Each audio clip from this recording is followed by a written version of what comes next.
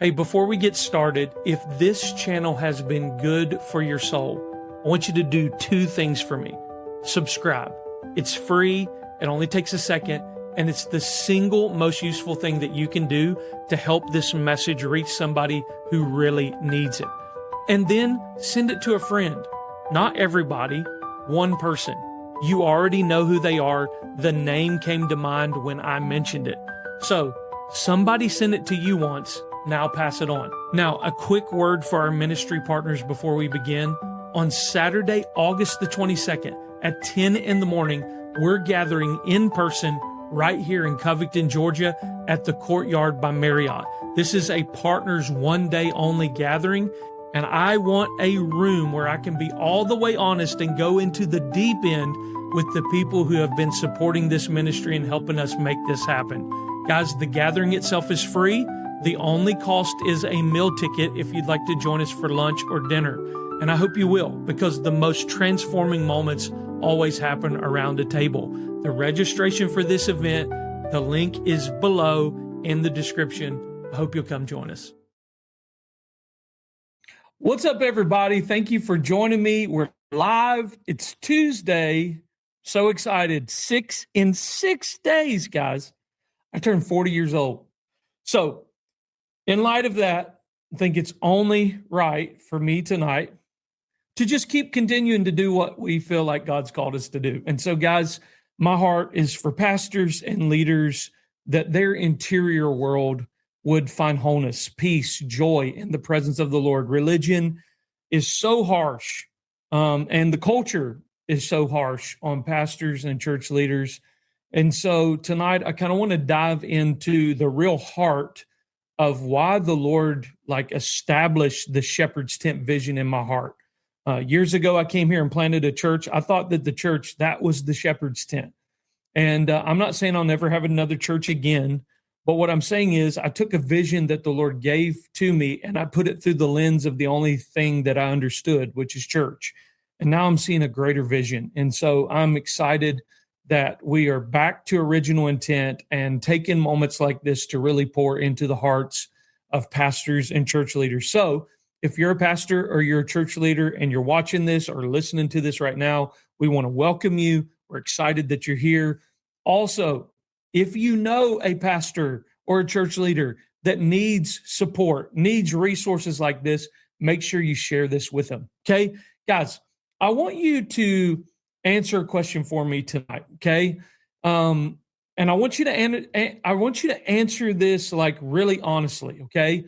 In your head right now, because what you answer is going to tell you something about yourself that I don't think you're going to enjoy, okay? So let's just say there's a man, 47 years old, pastors a church of 300 people, 11 years he has spent in the same pulpit. This summer, he decided to run a vacation Bible school that put 140 kids through his building. He preached through the book of James. He buried a 19-year-old. He sat with a couple for 6 weeks and did marriage counseling. And they're, trying to help them have a solid marriage. He covered another man's pulpit 3 times while that pastor had surgery. He answered the phone every single time it rang at 2 a.m. And in those exact same 12 weeks, 20 steps out of his own back door, he let his 9-year-old daughter's garden die. So the question is this man a good pastor? Now, I don't want you to rush, okay? Because I know some of you have already judged this man in your heart. I know it because I know how the human heart works.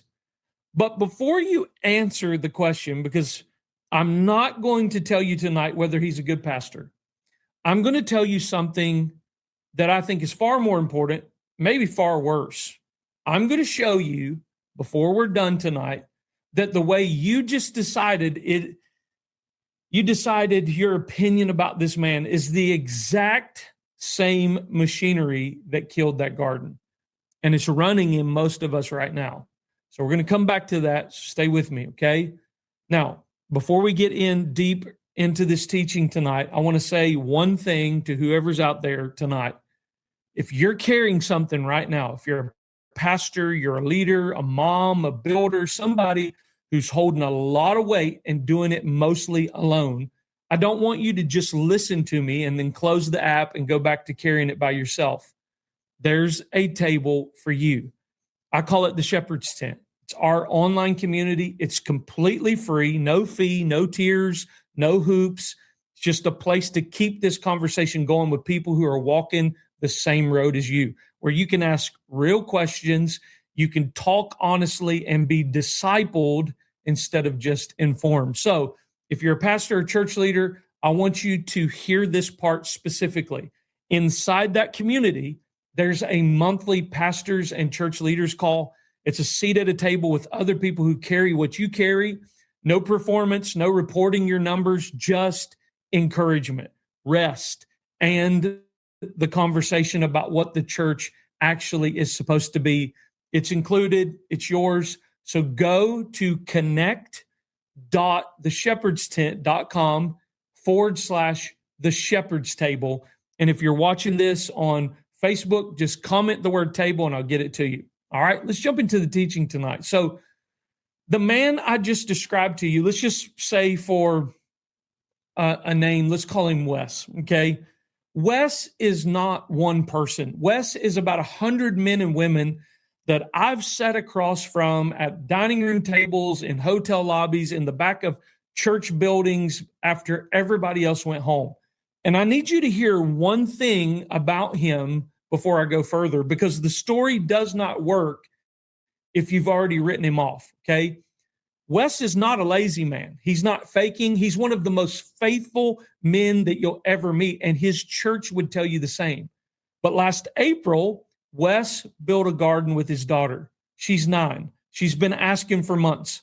So one Saturday, he bought cedar boards and screws and $40 worth of soil, and the two of them spent the whole day in the backyard building a raised bed.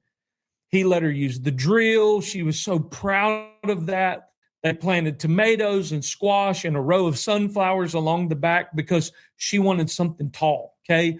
And when they finished, they stood there with dirt on their knees, and she looked up at her dad and said, "Daddy, this is our garden." And he said, "That's right, baby. We're going to take care of it together." And he meant it. He meant every word of it, okay? I need you to know that. It's August now. He did this in April. It's August. And that garden is completely dead.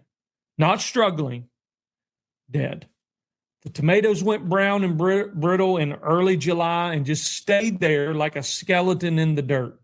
The squash never made it past the flower. The sunflowers came up 8 inches and stopped.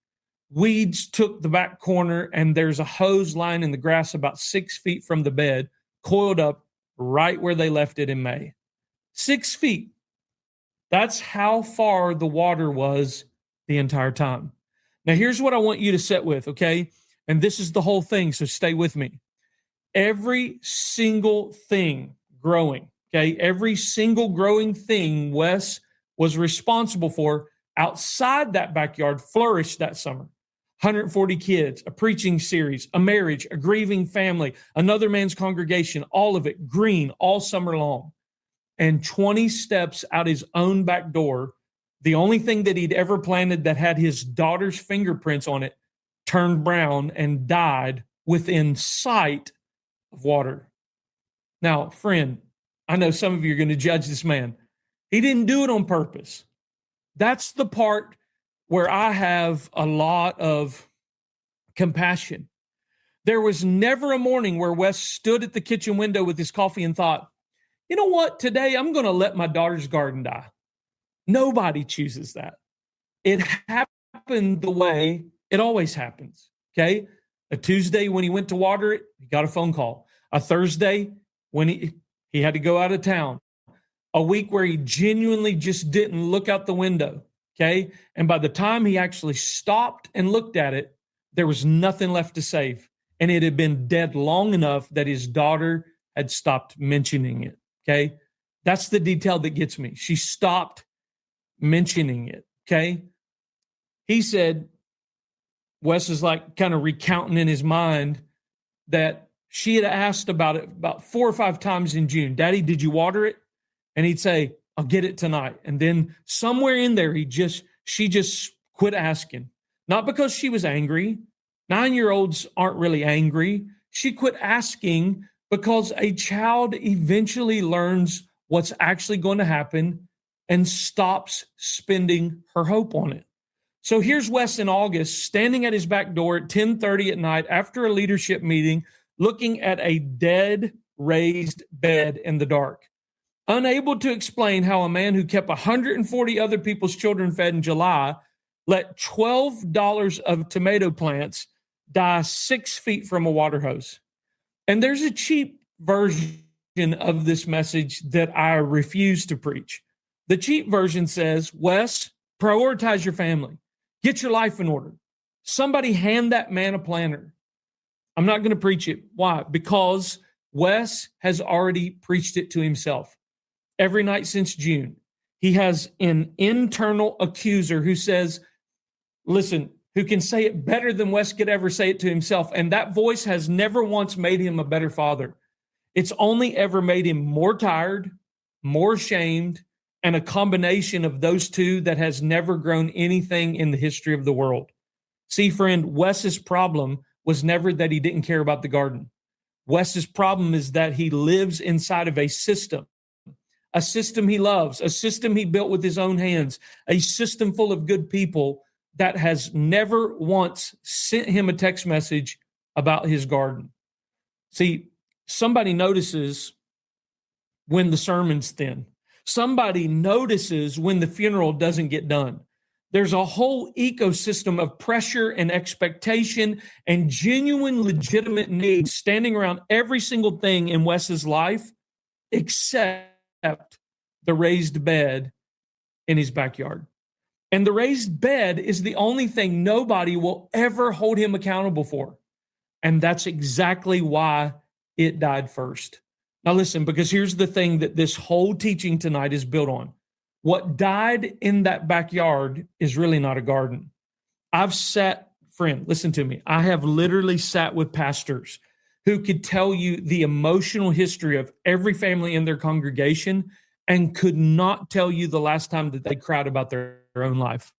I have sat with worship leaders who have led thousands of people into the presence of God on a Sunday and haven't opened the Bible for themselves, not to prepare anything, but just to be with God in a year and a half. Like, I've sat with mothers who have poured themselves into 4 children and have absolutely no idea who they even are anymore. Not what they should like, but what they're actually like. They can't even think about that. And every one of them is watering something faithfully, sacrificially, day after day after day. Just not the thing with their own name on it. And here's the real cruelty of it all, okay? Every one of those people is fruitful. That's what makes it so hard to see and so hard to stop. If the neglected produced obvious failure, somebody would have caught it in a week, but it doesn't. It produces a harvest, a growing church, a good reputation. The public vineyard is heavy with fruit and everybody applauding it, okay? And when everybody's applauding it, has no way of knowing it's been, that they've got a garden bed back at home that is dying. So friend, you can be enormously fruitful and completely unwatered at the same time. The fruit will hide it for years. Okay. So if something in your chest went tight while I was telling that story, if you know exactly which raised bed in your life is brown right now, I want you to receive this instead of skipping past it the way tired people do. You're not lazy. You're not a hypocrite. You're not a fraud because your public life is greener than your private one. You did not fail at being a pastor or a Christian. You are a person who has learned and who has been watering everything that you were told mattered. And nobody ever told you that you mattered too, that your family mattered too, that your personal things mattered too. And I want to show you tonight out of a book that most pulpits completely ignore and they're afraid to preach from. But it's so important because you need to hear this, man. And God saw this coming a long time ago, and that when he finally speaks to the person standing in front of the dead garden, what comes out of his mouth is not one syllable of what you're expecting. You were loved before you were useful, and the shepherd king, we're talking about Jesus, has never once wanted your harvest more than he wants you. Now, I want you to turn with me. We're going to look at the book of the Song of Solomon, okay? Now, I understand a lot of pulpits skip this like book of the Bible many times, but I've literally spent months of my life inside of this book. There was a season years ago in the fall of 2016, some of you have heard me tell this, where I had walked away from the ministry that I helped build, and I sat by a fire pit in South Carolina for the better part of a year.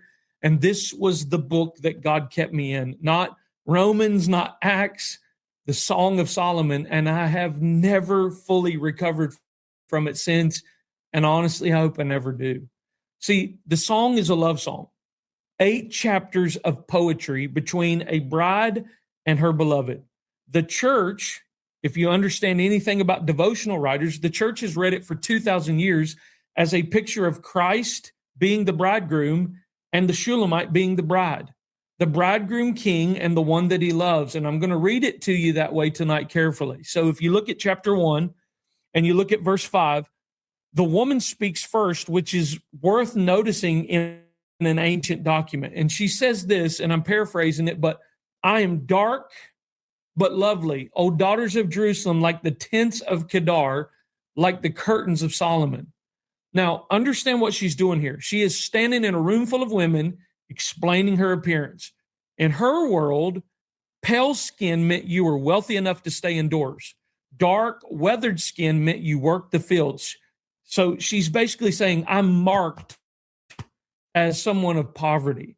Anyone can read her labor off her body. And she stands in front of women who have never worked outside a day in their life. And she says, I'm dark, but I'm lovely. And I want you to hold on to that but, okay? That quote unquote but is the whole gospel. And she almost drops it. If you look at verse 6, and here's where I want to camp out, because this is one of the verses that explain more of my own life to me than almost any other scripture, okay? And then she says, do not look upon me because I'm dark, because the sun has tanned me. My mother's sons were angry with me. They made me the keeper of their vineyards, but my own vineyard I have not kept. I want you to read that slowly again, okay? They made me the keeper of their vineyards, but my own vineyard I haven't kept. Now, let's do some work here, because the Hebrew is doing something that our English language literally can't do. The word for vineyard is karim, and karim is not a hobby garden. It's the most labor-intensive thing an ancient Israelite could own.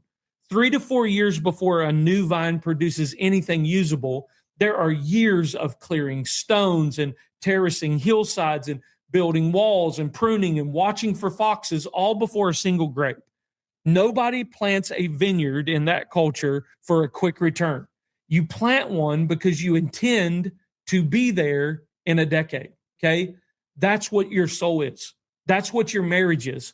Long, slow, patient, unglamorous, producing nothing impressive for years, which is exactly why it's the first thing dropped when something urgent shows up. Now, I want you to watch the second word, because this one's big, okay? They made me the keeper of their vineyards.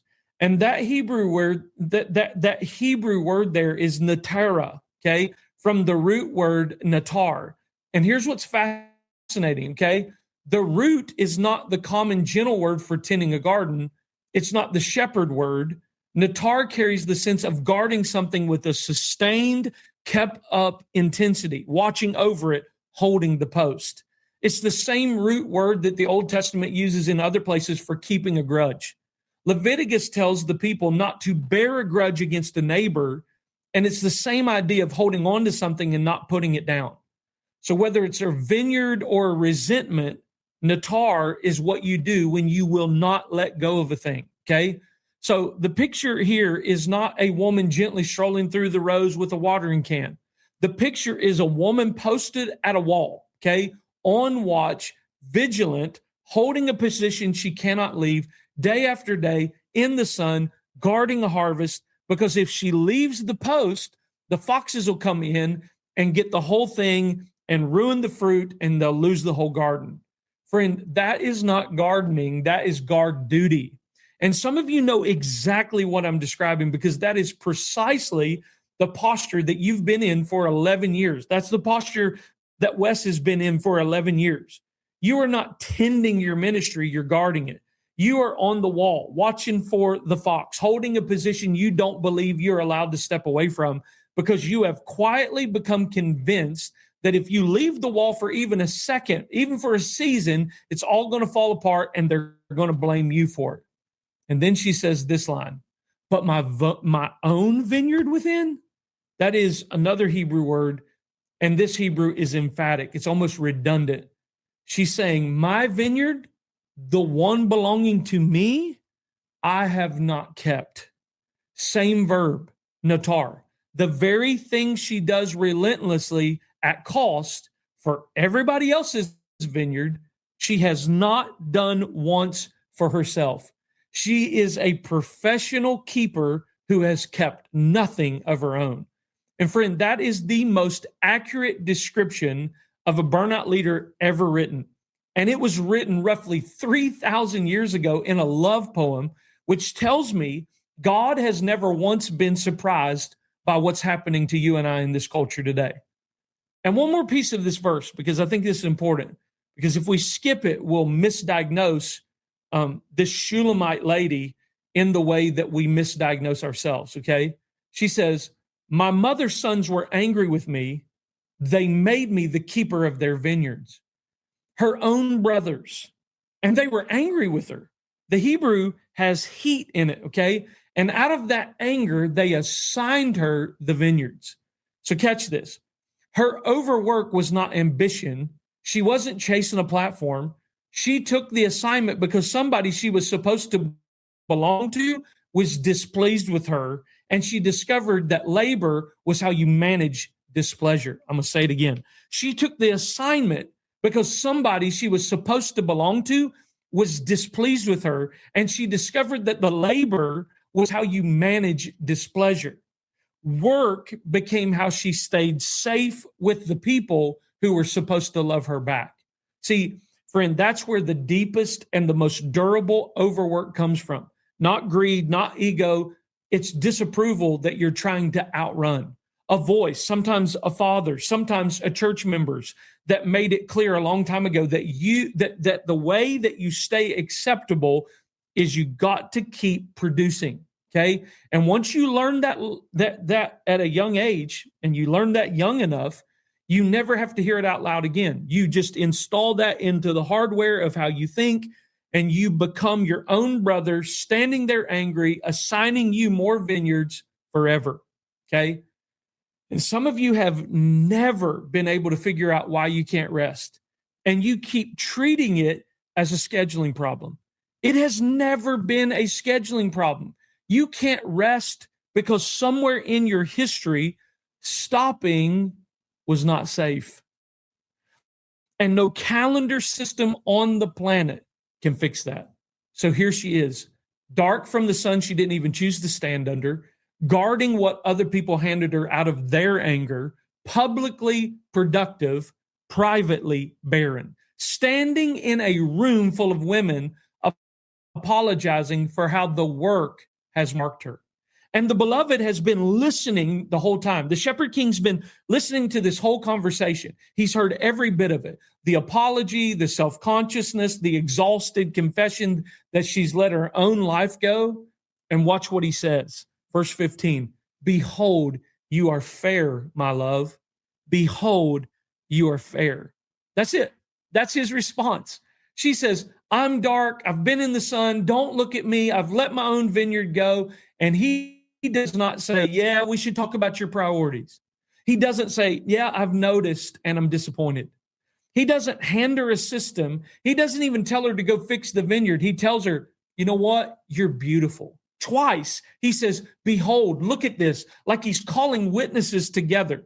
And he's standing in front of a woman embarrassed by what the work did to her body, and he is publicly and emphatically delighted in her.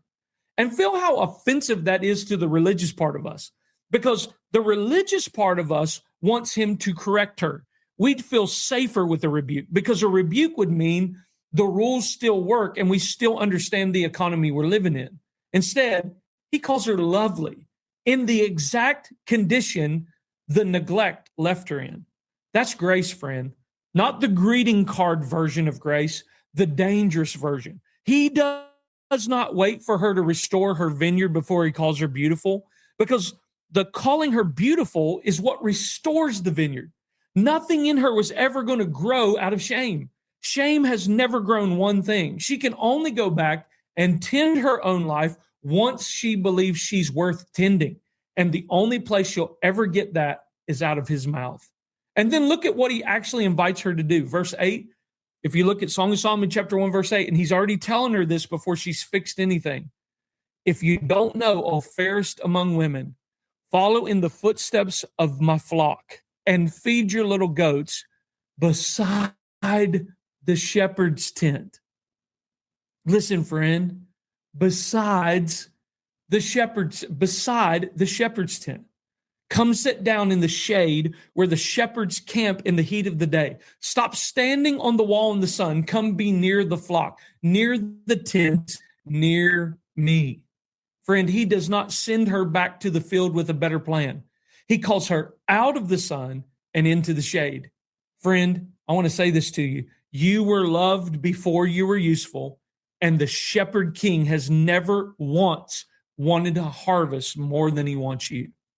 Now, I want to take everything that we just saw in the vineyard and I want to lay it next to Jesus, because if the Song of Solomon shows us the heart of the bridegroom, then the gospel shows us that heart with a face on it and dust on his feet. But before we get to Jesus, let me show you the pattern all the way back, because God has been dealing with people who let their own vineyard go for a very long time, and he has been remarkably consistent about it. So if you go to 1 Kings 19, you're going to see a man by the name of Elijah. And this is right after the greatest ministry day in this man's recorded life, Mount Carmel, okay? Fire out of heaven comes down in front of the whole nation, rain after 3 years of drought. It was the peak, everything that this man had been building toward.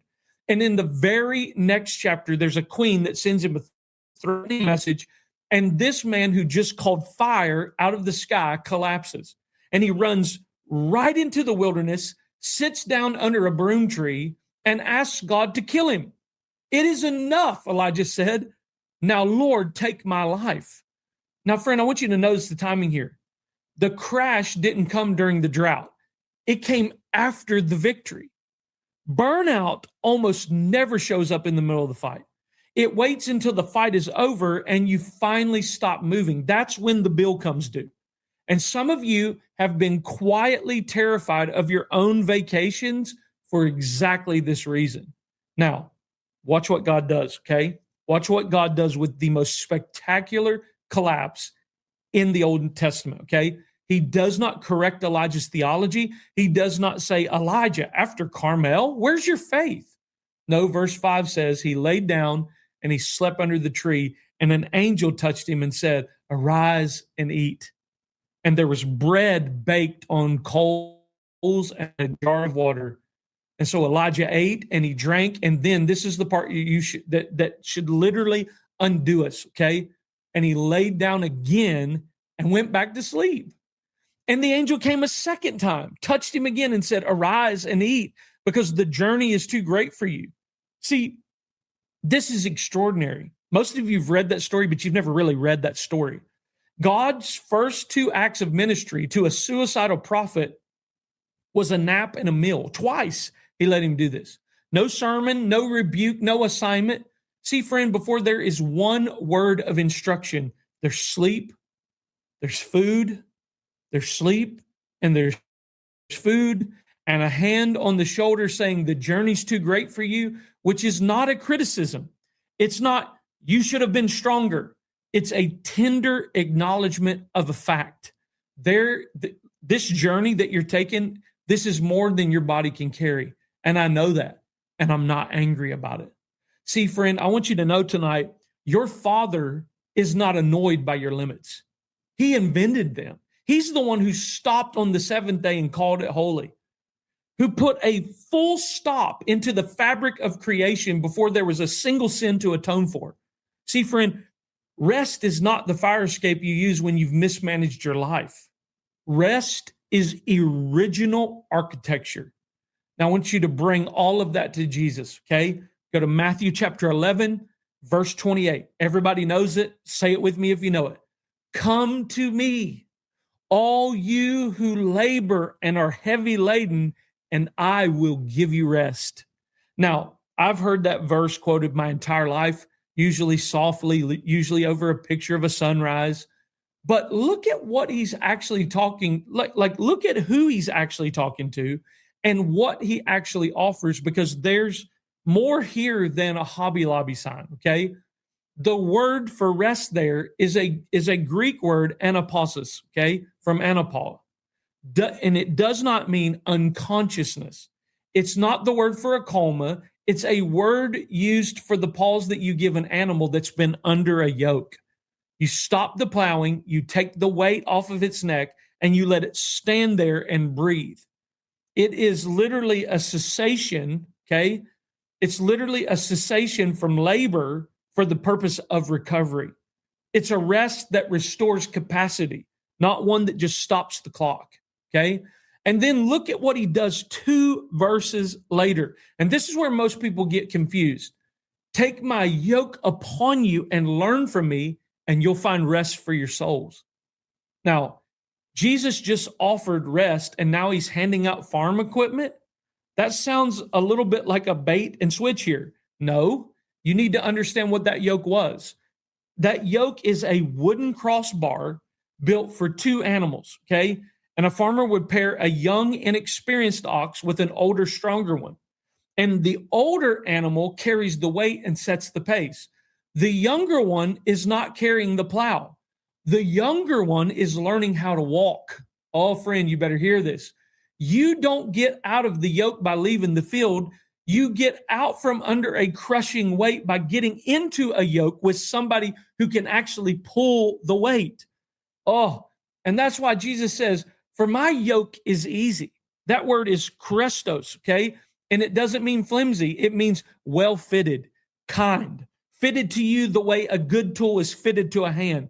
Jesus is saying, the thing on your neck right now was not built for your shoulders. Mine was. Because most of what has you exhausted, like right now in this season tonight, Jesus never handed you. Some of it your brothers handed you in their anger and frustration. Some of it is from a broken church culture that was handed to you. Some of it you picked up yourself at 25 trying to prove that you were worth keeping around. Friend, some of you have been dragging a plow for years under a yoke that was never fitted for your frame and then blaming your neck for hurting. And look at the reason why he gives, just look at this for a second. The reason that he gives for why his yoke fits. It isn't a technique here. Verse 29 says, learn from me, for I am gentle and lowly in heart. This is the one time in all 4 Gospels that Jesus describes his own heart. One opportunity in the whole record to tell us what he's like on the inside. And he did not say, I'm powerful. He did not say, I'm demanding. He said, gentle and lowly. So when you drag yourself in tonight with a dead garden in your backyard and a vineyard you hadn't touched in 3 years, and you brace for the response, what you get is what the Shulamite got. Not the rebuke that you've been rehearsing. Gentleness, a hand on the shoulder, bread on the coals.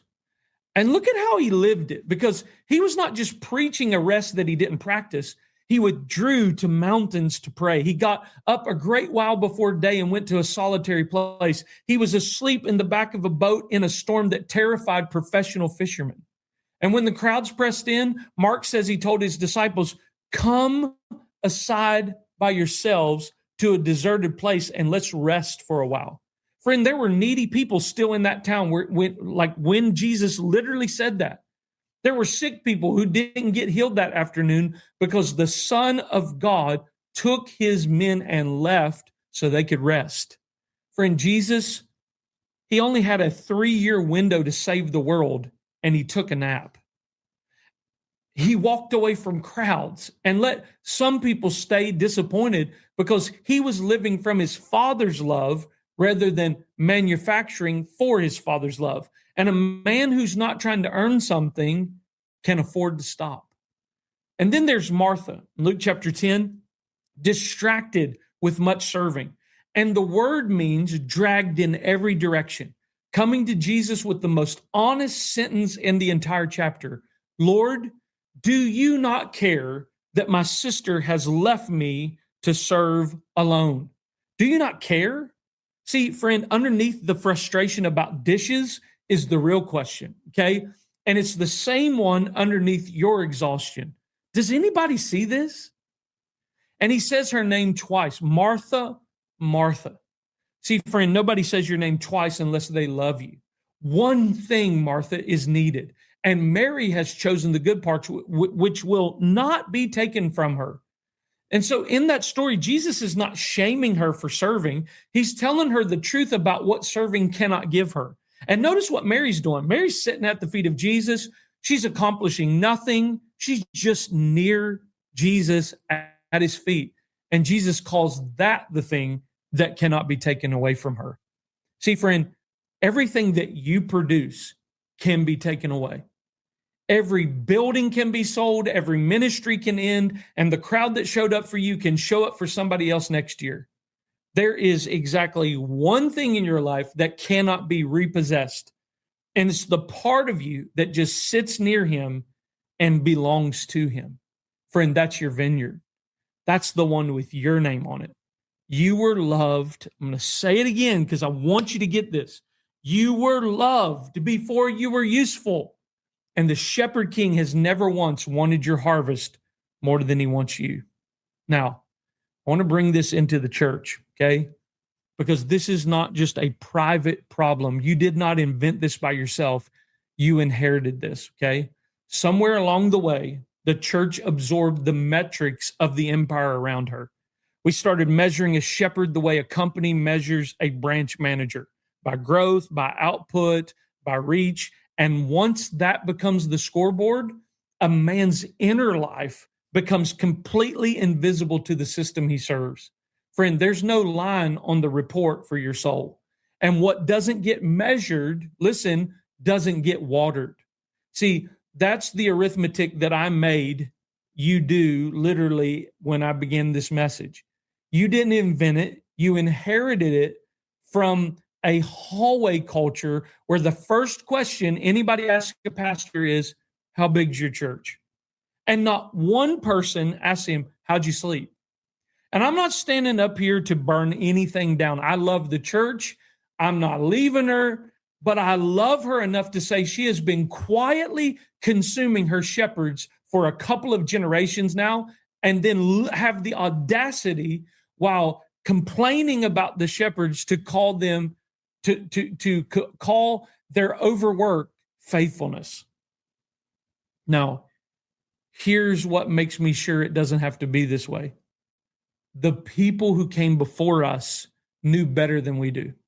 If you go back to the 4th century, this is important, out into the Egyptian desert, when Christianity stopped being persecuted and started becoming fashionable, there was a wave of believers that went into the wilderness because they could feel what comfort and status were about to do to their souls. We called them the Desert Fathers, and their sayings got collected, okay? Short, strange, devastating little stories, okay? There's one about a man by the name of Abba Antony, okay? And I cannot get away from this. There was a hunter that came out to the desert, found Antony sitting with the brothers, relaxing and enjoying himself. And the hunter was offended. He'd come to see the holy men punishing themselves, and they were laughing. So Antony said, put an arrow in your bow and shoot it. And so he did. Shoot another. He did. Shoot another. And the hunter finally said, If I bend my bow all the time, it will break. And Anthony said, this is the line. Ready? So it is with the work of God. If we stretch the brethren beyond measure, they will soon break. It is right from time to time to relax their efforts. Friend, that's not from a wellness conference. That's a man living in a cave who owned nothing and had every reason to be the harshest person alive. And what he knew, and we've forgotten, in a culture with hot water and 100 books on leadership on my shelf right now, is that a bow kept at a full draw is not more useful. It's just closer to snapping. Friend, the tension is not the strength of the bow. The ability to release the tension is the strength of a bow. And a bow that can't relax isn't a weapon anymore. It's kindling. And then if we go to Augustine, opening the Confessions with the sentence that follows the church for 1,600 years, you have made, this is what he says, you have made us for yourself, and our heart is restless until it rests in you. See, friend, restless until it rests in you, not until it accomplishes for you. Augustine was brilliant. He was literally a brilliant, driven man chasing status in the Roman world. And what he found at the bottom of it was that the ache in him was never going to be satisfied by more output, because the ache was never an ache for output. It was homesickness for a person. And notice one more thing about those communities organized, like how those communities organized their lives, okay? They built their whole day around a rhythm, fixed hours of prayer and work and reading, meals, sleep, in a repeated cycle. And people look at that and think it was about strictness. Friend, it wasn't about strictness. It wasn't, or not only, okay? A rule of life is a fence, okay? This is language you need to hear, a rule of life, okay? And a rule of life's like a fence. It's a wall that's built around parts of a person that will otherwise get eaten by whatever else is loudest. They knew that if they left prayer and rest to whenever they felt like it, the work would take everything. Friend, we've done the opposite. We've built fences around our work and left our souls out in the open field where anything can graze them. Okay? So let me get very practical here, because I don't want you to feel something tonight and change nothing on Thursday. So first, I want you to go look at your vineyard, okay? An actual look, not in the vague, guilty way, okay? Specifically, what is the thing in your life with your own name on it that nobody's going to text you about? Your marriage? Is it your body? Prayer that isn't preparation for a sermon? A friendship that used to be real and is now just occasional? I want you to name that thing out loud, okay? Because, and why am I having you do that? Because you cannot water something you won't look at.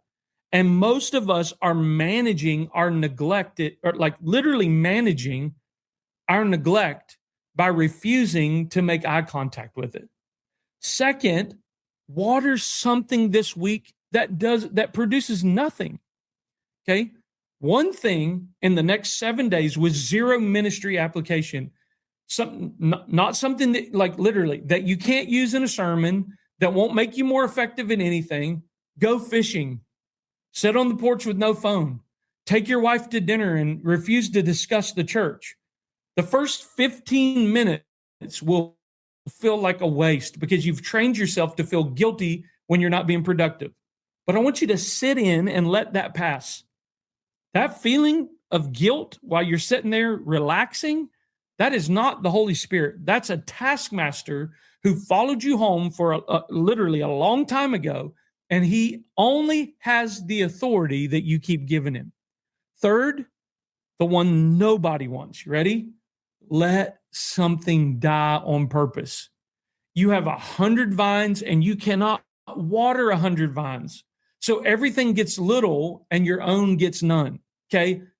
So there's something on your plate right now, a good thing that you said yes to, that you need to lay down so the thing with your name on it can live. And you have to decide, literally, you have to decide it and tell somebody, because unstated intentions have never freed anybody. Okay. every real pruning is a small grief, okay? But do it anyways.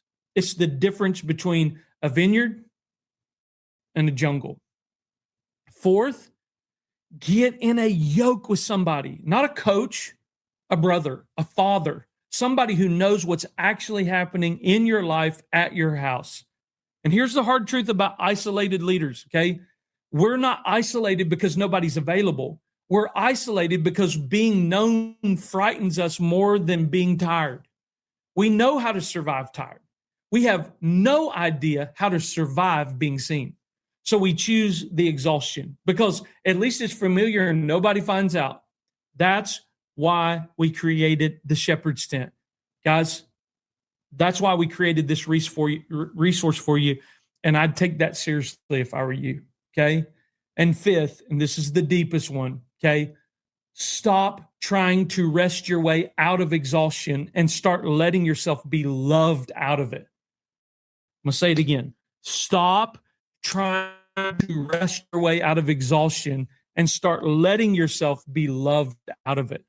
See, rest is not fundamentally a practice. Rest is a person. Hebrews, the book of Hebrews, chapter 4, says there remains a rest for the people of God. And the argument of that whole passage is that Joshua's generation entered a land and never entered the rest, because the rest is entered by believing, not by scheduling. So you can take a sabbatical and come back to the same interior treadmill in just 9 weeks. And a lot of you have already done that before. You went and did the sabbatical. You went to the conference, you learned, and then you came right back and went back to the interior decisions that gave you the same interior world. Friend, the only thing that ever actually stops a driven person is the moment they finally believe they are loved without producing anything. Friend, that's the whole cure. Everything else is a coping strategy. See, friend, the Shulamite didn't get free by finding a better system, okay? She didn't get free by finding a better system to manage all of her brother's vineyards. She got free because a king looked at a sunburned, embarrassed, overworked woman and said, "Behold, you are fair, my love." She believed him. Let me say this to you. You will never talk the shepherd king out of loving you.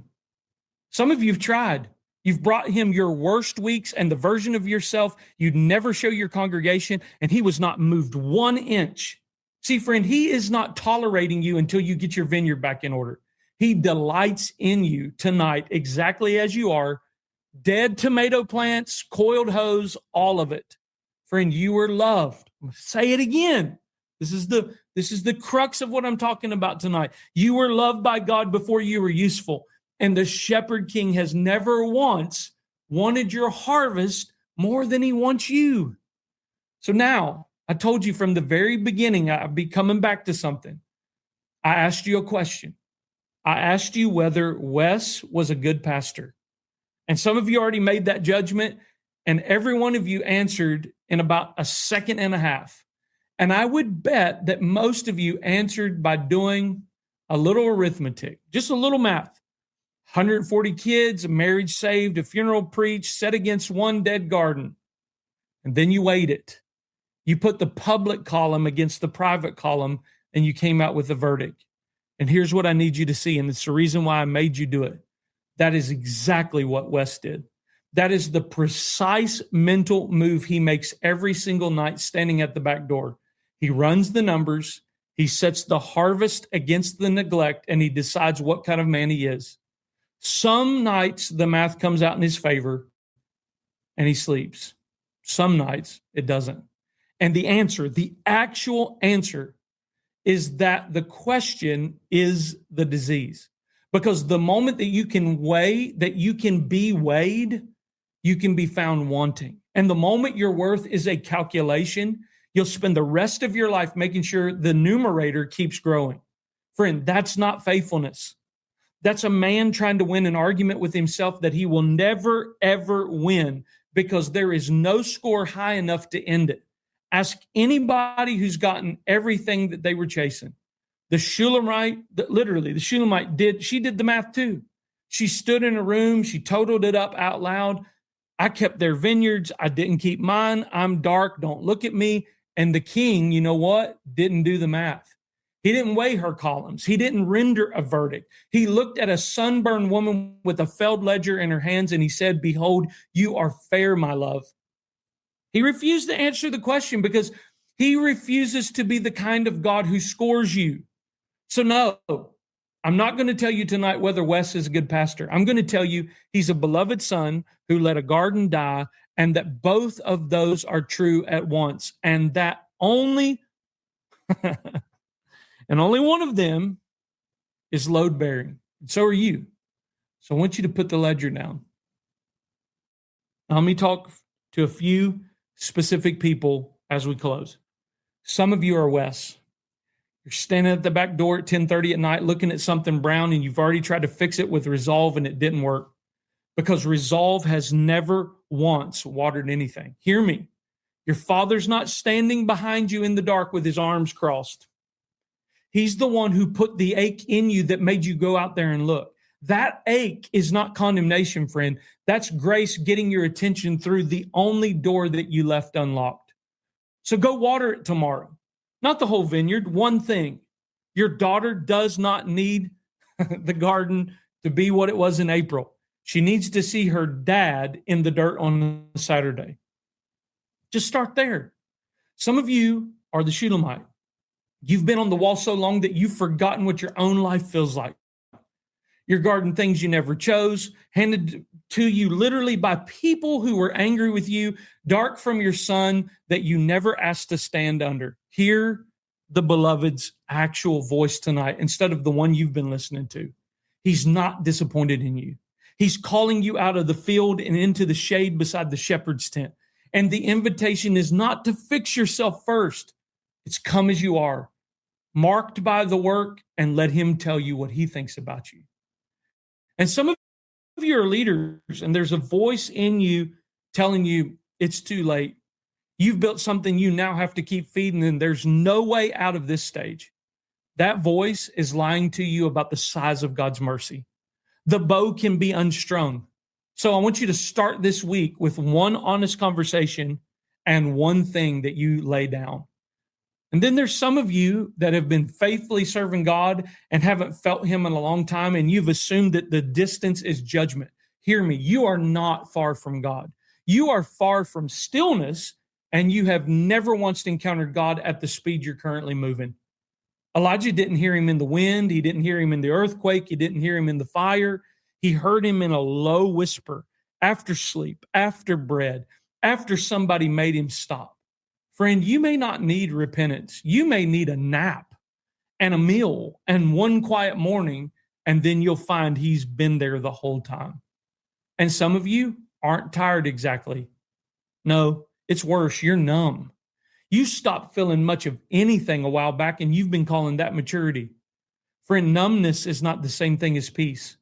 Numbness is a vineyard so far gone, you've stopped being able to feel that it's dry. And the same king who calls a sunburned woman lovely can raise a dead garden, and he is remarkably unbothered by how long it's been. So wherever this teaching finds you, the back door in the dark, the wall in the sun, the broom tree in the wilderness, the invitation tonight is not a task. There is no assignment at the end of this message. It's just come sit down beside the tents, in the shade, in the middle of the workday with him, and let him tell you who you are before picking up another thing. Guys, I'm going to say this one last thing before I pray for you. Everything that you received tonight, the teaching, all of it, your invitation to the shepherd's tent for pastors and leaders, the call for pastors and leaders, all of it is free because of a group of people that decided that it should be. That's what our partners do. It's called the family table, and it's what keeps this teaching literally open and the table set for pastors and church leaders who they literally can't afford one more thing. The leader who's about to quit, the person who's never once been told they're loved before they're useful. And when you partner with our ministry, you're not buying anything. You already have all of it. You're pulling out a chair for the next tired person who walks in. So if you want to build with us, I want you to go to connect.theshepherdstent.com/family table.